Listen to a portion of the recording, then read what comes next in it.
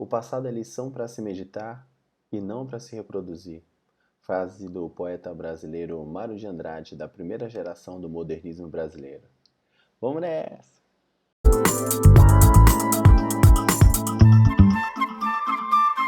Fala aí galera, beleza? Ivo Júnior na área trazendo mais um vídeo para vocês, agora sobre Mário de Andrade, a primeira geração do modernismo brasileiro, dando foco aí na obra Macunaíma. Vamos lá? Antes de falar da obra em si, a gente vai conhecer um pouco mais da história do Mário de Andrade, né? Mário de Andrade é um poeta brasileiro, nascido em São Paulo, em 1893. São Paulo e Mário de Andrade têm uma relação muito próxima. Ele diversas vezes retratou em suas obras sua cidade natal, São Paulo. Até mesmo a gente vai ver aí o livro dele, né, Pauliceia Desvairada, no qual ele fala dessa efervescência, né, da cidade de São Paulo. O Mário de Andrade ele teve um papel fundamental tanto na Semana de Arte Moderna de 1922, como a gente viu em uns vídeos anteriores, como também na implantação da ideia modernista, aquela ideia de ruptura, né? E aí coube ele dar uma alimentação teórica a essa ideia modernista, essa ruptura drástica que os modernistas queriam, né? Ele entrou na onda dos manifestos, lembra lá do Manifesto Antropofágico, dos manifestos da pós-Semana de Arte Moderna de 1922. Ele entrou nessa onda dos manifestos, publicando um manifesto que se chama A Escrava que Não Era Isaura. Foi em 1925, e essa publicação dele corroborava com as ideias modernistas. Então, dessa forma, mesmo algum tempo depois da Semana de Arte Moderna, as ideias modernistas continuavam vivas, graças ao Mário de Andrade e essas publicações. Mário de Andrade tem essa frase bastante famosa, que diz assim: o passado é lição para se meditar e não para se reproduzir. Ele encontrou o equilíbrio que a maioria dos modernistas da primeira geração não desfrutavam. Ele conciliou as lições do passado com as conquistas do presente.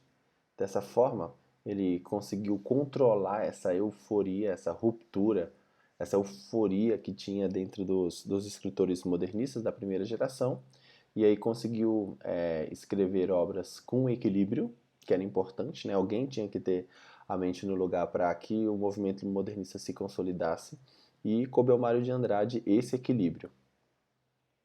Tem alguns fatores que contribuem ainda mais para o Mário de Andrade ser um escritor genial como ele foi.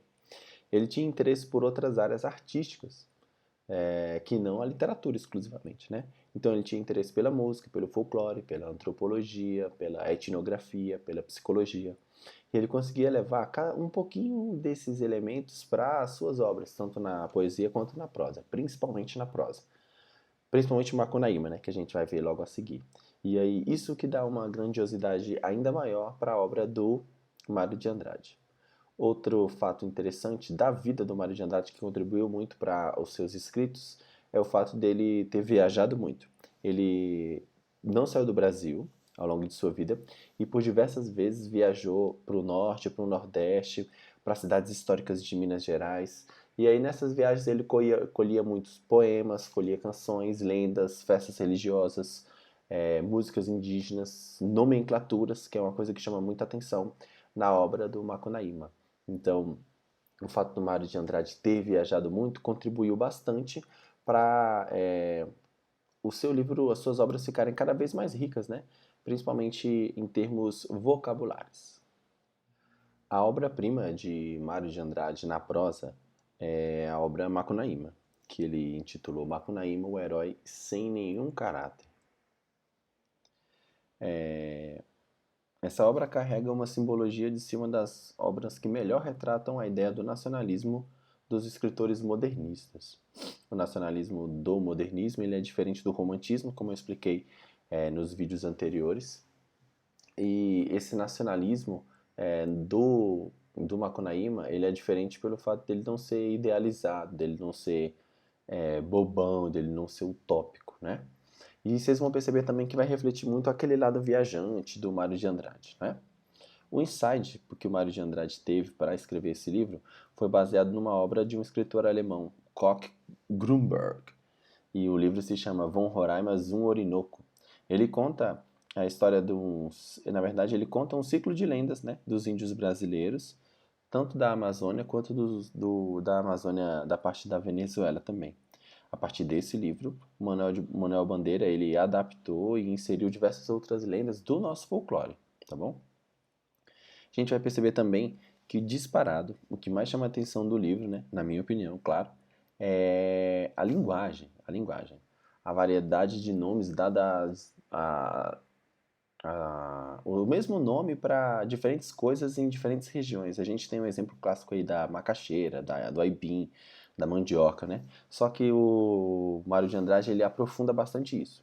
Então ele fala de festas, de nome de frutas, de nome de animais, de nome de regiões.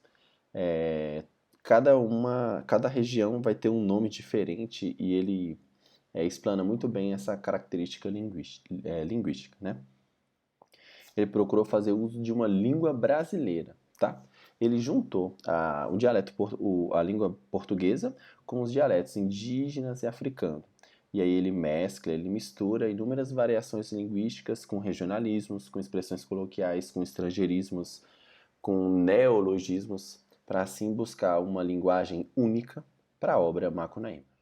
Ao escrever Macunaíma em 1928, o Mário de Andrade não tinha pretensão de transformar o Macunaíma como um representante brasileiro, um representante é, do povo brasileiro, né? Ele não tinha essa pretensão. Entretanto, à medida que ele foi escrevendo e colocando, né, os casos que aconteciam com o Macunaíma, essas desqualidades aí, digamos assim, que o herói apresentava, que o Macunaíma apresentava, elas foram se parecendo muito com com o comportamento do brasileiro e do latino-americano de um modo geral. Daí vem a ideia do herói sem nenhum caráter. A grande verdade é que o Macunaíma não é que ele não tenha nenhum caráter, né? É porque ele está buscando um novo caráter, ele está renovando o seu caráter. Assim como a literatura brasileira está renovando as suas qualidades artísticas, assim como o movimento modernista está buscando uma identidade, uma nova identidade, às vezes tendo até que resetar tudo e voltar lá para 1500, como propunha os manifestos de Oswald de Andrade, o Macunaíma ele tinha essa ideia. Não é que ele não tinha nenhum caráter, é que a ideia do Macunaíma é encontrar o seu caráter, é a busca de Macunaíma pelo seu caráter. E aí, o Mário de Andrade intitula O Herói Sem Nenhum Caráter, e aí há uma oposição clara com as ideias do romantismo, por exemplo. O herói do romantismo é aquele herói baseado no europeu, né? Então um herói com honra, com glória e tal. Já o Macunaíma ele tem justamente o oposto disso, né? Então tem elementos também da paisagem natural, da fauna, da flora, do homem, da língua, das tradições da cultura brasileira e lembra um projeto nacionalista do romantismo. Essa ideia de caracterização dos elementos naturais também lembra a ideia do romantismo. Entretanto, no modernismo ocorre de maneira diferente, né? Ocorre de maneira diferente, não idealizada, não tão sentimental. E a ideia do herói, o Macunaíma, é exatamente o oposto do herói. Apesar de a ideia de herói ser vendida, né? Mas vendida já com o intuito de ser o anti-herói brasileiro, o herói que não tem qualidades, e sim que tem desqualidades. E aí, dando uma contadinha aqui na história, Macunaíma é o nome do personagem principal do livro, né? Macunaíma. E aí, ele nasce, né?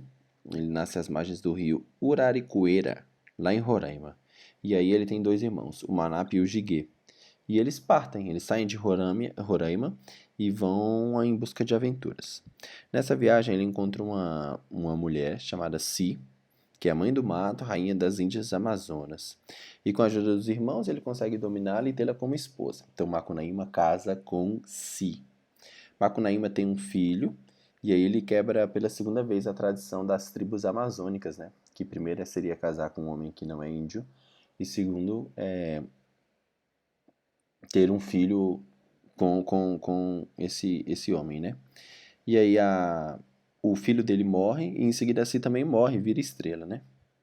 Antes de morrer, a Si entrega para o Macunaíma uma pedra chamada Muiraquitã.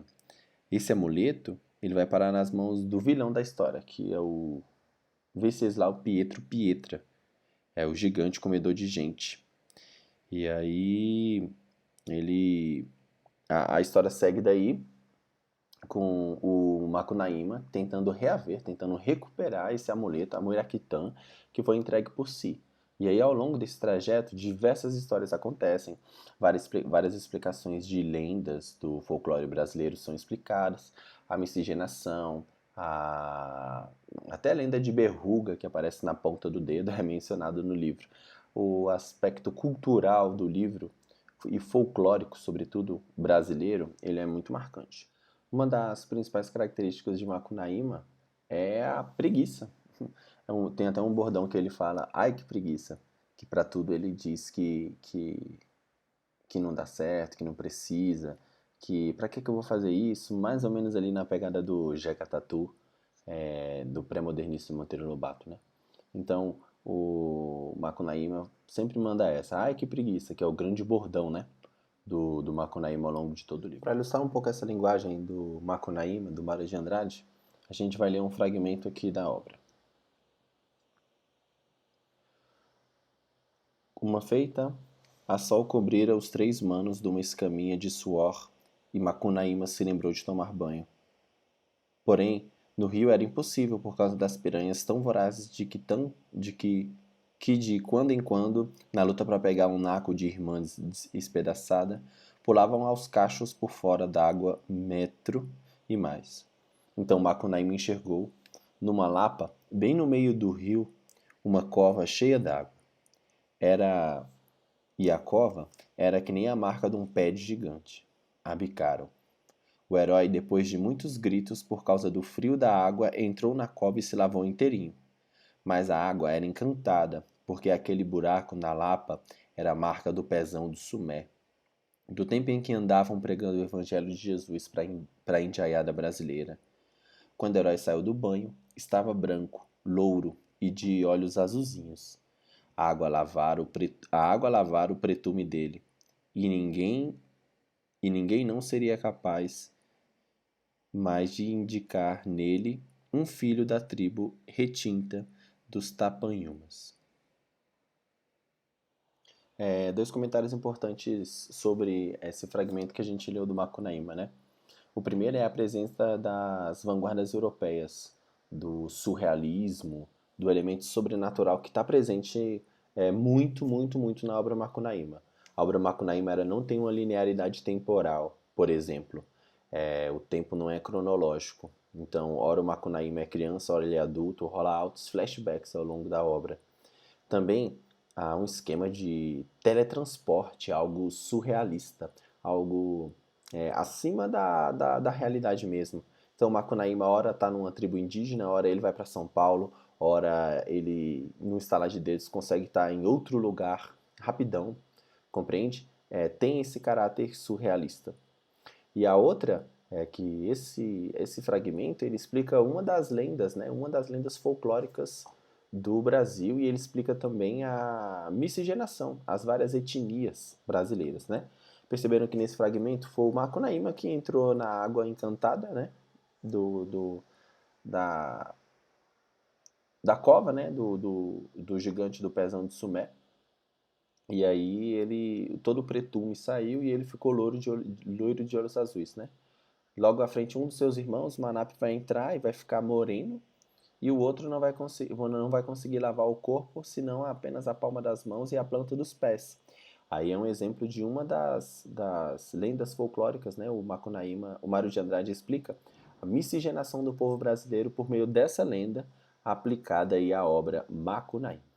Então, colegas, esse foi apenas um exemplo, um fragmento da obra Macunaíma, na qual ele explica a origem étnica e a miscigenação do povo brasileiro. Ao longo do livro vocês vão perceber que existem várias outras lendas folclóricas, cantigas indígenas e também a linguagem, vocês vão perceber muito. Uma linguagem com variante regionalista, com variante paulista, rural, urbana, africana, indígena, portuguesa, né, da nossa língua portuguesa também, e vários outros aspectos culturais muito importantes para a perpetuação da nossa cultura brasileira. Esse é o grande legado que Macunaíma deixa para a gente.